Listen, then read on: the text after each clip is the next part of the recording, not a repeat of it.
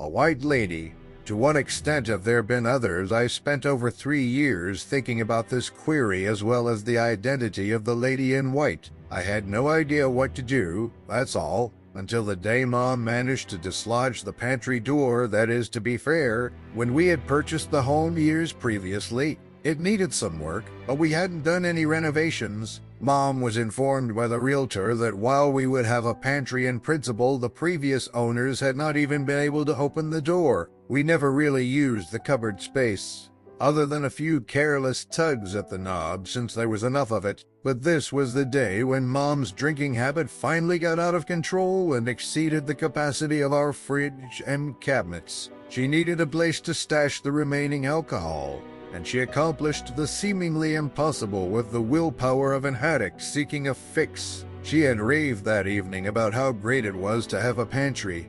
She would need to find a way to eliminate the awful cold that was within. I waited until Mom went to sleep in her bedroom before heading to the pantry door. How I knew there would be a mark within is still a mystery to me. There were just the specifics left to find out. I let myself in via the door. Shivering, I opened the door and went inside. Relieved to be out of that frigid air from Wheeler. This location was chilly, my goodness. A new twinge of guilt on top of a mound of the stuff already. Sarah, how could she have left him here? The entrance was near a mahogany coat rack. But I was not going to take off my coat, despite my hatred for it. I was so chilly that I was just wearing a thin blouse beneath. After stomping on the carpet to remove the snow, I walked to the front desk and saw an incredibly beautiful lady in white looking up from her job. She gave me a lovely grin. "Mom, how may I assist you?"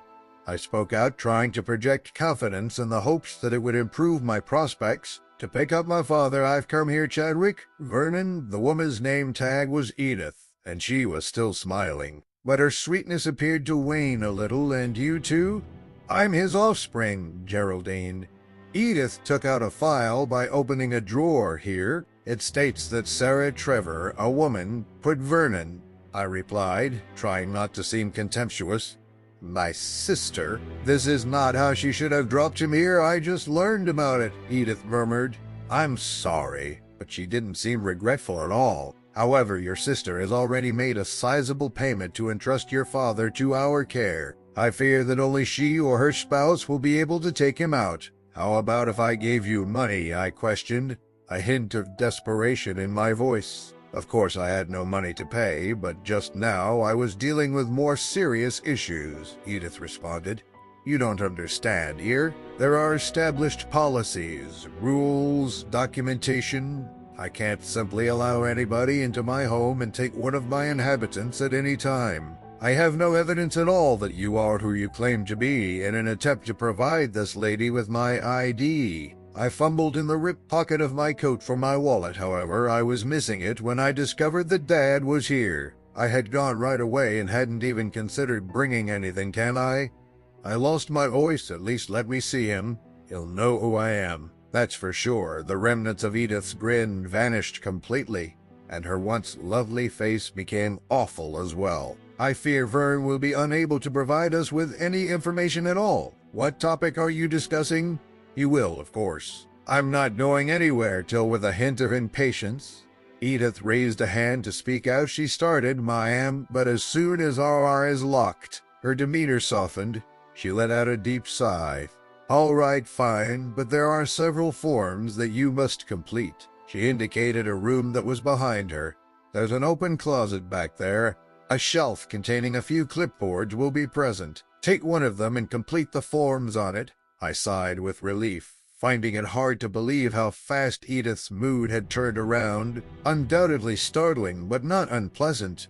And when I went into the other room and got a clipboard, I thought if I fill out these paperwork, I'll be able to see.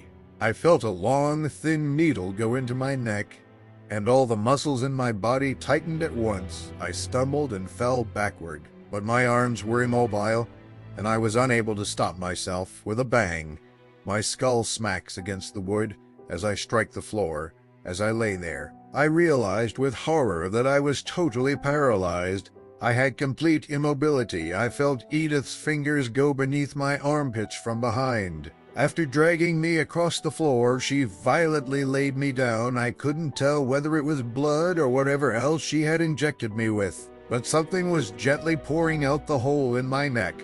I was staring at the ceiling when I heard a little disturbance nearby, but I was unable to look. However, Edith knelt next to me and gently cocked my head to the side with one hand, her well-manicured nails. There was an open trap door with a ladder heading down into darkness and a rug bundled up on the floor nowhere to be seen, and that charming grin reappeared. She crooned, "Geraldine, is that basement visible to you? Down there you're going to perish. And the only reason I want to stop staring at you is because you're an unattractive, boring lady," and with that, she pulled me violently through the opening in the floor, grabbing the front of my worn-out, tattered coat. I woke up next to the pantry, laying there drenched in perspiration. I was not sure why I had woken up so early. Maybe Geraldine had fallen amusedly on her neck, certainly. This would have been a better hand than whatever Edith had planned for her. Weakened, I dropped to my hands and knees and pointed to the spot just beneath our kitchen table where the trapdoor had been concealed.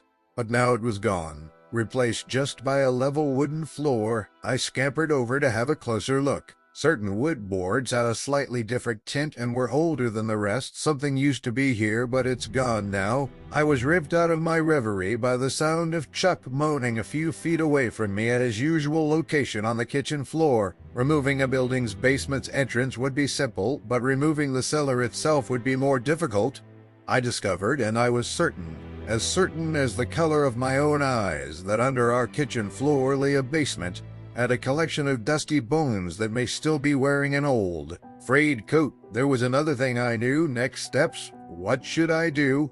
I pressed the doorbell and bided my time, but the elderly woman didn't take long to respond. Grinning endearingly, she excitedly ushered me inside and exclaimed, "Oh, come in, come in." She pointed to a mahogany coat rack in her foyer and said, "Hang your coat there. I'll give you a cup of tea. I've got boiling water on the burner right now." I gave her a gesture of assent and trailed inside her airy, well-kept house. The decor was classic and beautiful without becoming ostentatious. She indicated a sofa in the living room, and soon after, she tiptoed back inside with 2 hot teacups. Opposite me in a luxurious armchair sat her. I responded, "It's nice to meet you, Edith. You seem like a really pleasant young guy, and I'm pleased to be conversing with you." She answered, "Well, I simply can't see why anybody would want to bother with me." With a smile, I took out my phone. "Would it be okay if I recorded this? If I'm not taking notes, our talk will flow more freely." She gave a barely perceptible moment of hesitation before nodding in agreement. "Of course. That's okay, excellent," I said. And after putting my phone down and opening my voice recording software, I started what would turn out to be a very brief interview. "As you were presumably informed, Ms. Vance, your daughter, really, I call her Ms. Ish. Vance is a writer for The Forecaster, the high school newspaper. Yes, we are creating biographies of elderly members of our community who have, well, lived long lives and have made a lot of worthwhile contributions that sometimes go unacknowledged or underappreciated. I mean, I'm getting on in years, but..." "Wait." She hesitated a while, perhaps considering her remarks carefully. "However, I'm happy with how I used them. I'm happy with the work I accomplished," I said. "I'm sure you are. Now, you may not have known from your daughter, but you worked at the Halliburton home, which is why I am very interested in hearing your tale. You've probably seen that since then. It's been converted into a home," she answered. "Oh, yes. I was the manager of the establishment. Jacqueline also said that you now reside there, which is fantastic in my opinion. The ancient bones are so glad to be here. After a time, I understood that Jacqueline had to be Mrs. Vance and carried on. It makes no sense to put anything off. That being said, let me ask my first question. Have you ever encountered someone who is upset that a family member had been placed in hospice care? Perhaps they would have returned one evening to say they disapproved, and that, in their words, let's say, their father, they wanted this person returned to them? You will believe me when I say that no one has ever smiled so quickly. Why in the world would that be your first query?" she said haltingly. I was ready to continue my questioning because Geraldine, The daughter of Vernon Chadwick came to me in spirit and told me everything, she's still beneath our kitchen. The ghost bit was perhaps a stretch, but it accomplished its goal. Edith was taken aback. I would have loved for you to see her face, all right. Good to go on to the next question. The next inquiry is, how difficult was it to clean up all the blood after you, Dorothy? The lady who was living in what is now our guest room went alive? I inquired solely because I wasn't shown that section by her. Even though I saw the razors in the part with the guts, I doubt that cleaning up would have been really enjoyable. Edith stumbled. I'm going to be sick, all right, so let me ask you this. Are you concerned about what will happen to you after you die? Or are you just going to vomit up or whatever? Edith was white as the hospital gown she used to wear at this stage. Do you intend to harm me? I mean, I'm not a psychopath, so I'm not going to harm a nice elderly woman, I added. Oh no, I held up my cup and added, thank you for the tea, by the way. Before taking a drink, I was enjoying myself more than I had anticipated. Perhaps I was mistaken. And every one of us has a little amount of psychopathy, I went on.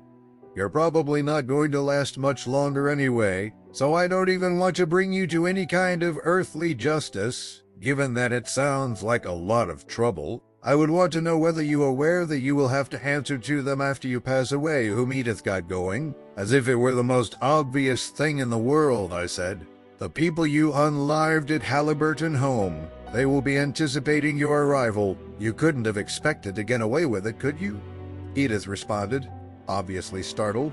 You're a nasty liar. But she no longer put up the act of kindness. I questioned how the poisonous creature in front of me had ever managed to portray the nice elderly lady. I gave a head shake. Edith, how else would I know this? Consider this, exists another method? I stood as she sat there, gazing at her lap. I told you that I should go before you tried to stab me in the neck. But I swear I'll write a great piece on you. Her gaze strayed to my phone, which was still filming the exchange. I am not here to get you into trouble, as I have said, Edith. I come to steal your tranquility, my tranquility? Indeed, I replied, Edith. You did not just kill people. They were tormented by you, aimed them. A great many of them lived their last days in fear of the night you would enter their home. I understand how the folks you did it to felt, even if I don't know why you did it. And in your last days, I believe it's only fitting that you experience the same emotions. I took a time to think before I spoke again. They concur after only 6 months. Edith passed away. I attended the funeral.